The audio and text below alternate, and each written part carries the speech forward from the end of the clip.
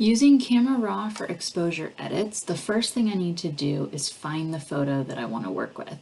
Mine happens to be in downloads, so I'm gonna actually, if I'm in the scenario of I need to figure out between several photos which one I'm editing, I'm actually gonna switch to light table after I found it using Essentials, because Essentials gives me my file paths, and going over to light table is just going to give me all of my photos, and I can use the slider down at the bottom and make my pictures bigger if I need to.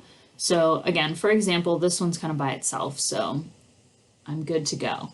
And I'm going to right click on it and open in CameraRaw.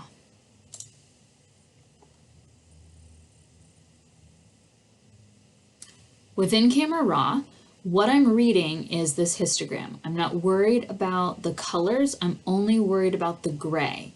And as evidenced by this, I don't get to black at all. We don't see any of that gray line touching over on this side. I might have a little white, but it also looks like there's a gap down at that bottom area that I don't quite get to white either.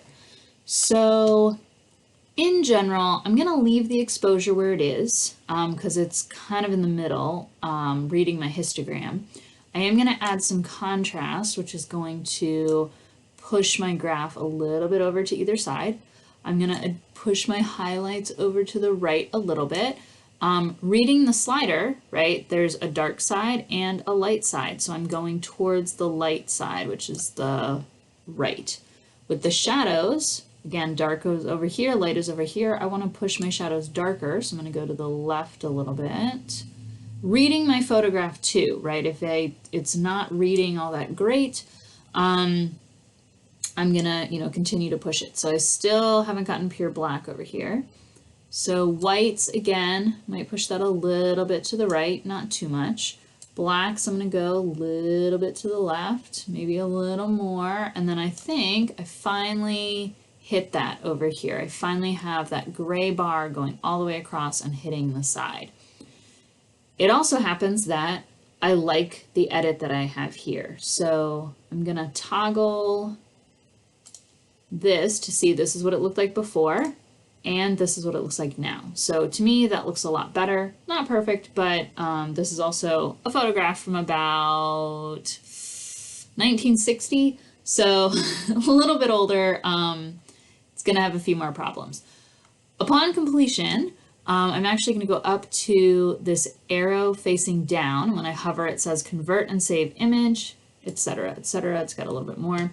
And it's going to pop up with my save settings. Now, if I've never saved before, in this first box, I'm writing last name underscore first name underscore. Okay, and if I have saved before, I'm going to see that pop up. The second thing that I'm going to write in this second box is the assignment. So for this one, it could be emotions, which happens to be what we're working on right now, but it could be whatever we're working on, because you're going to go through this process whenever we create new photos.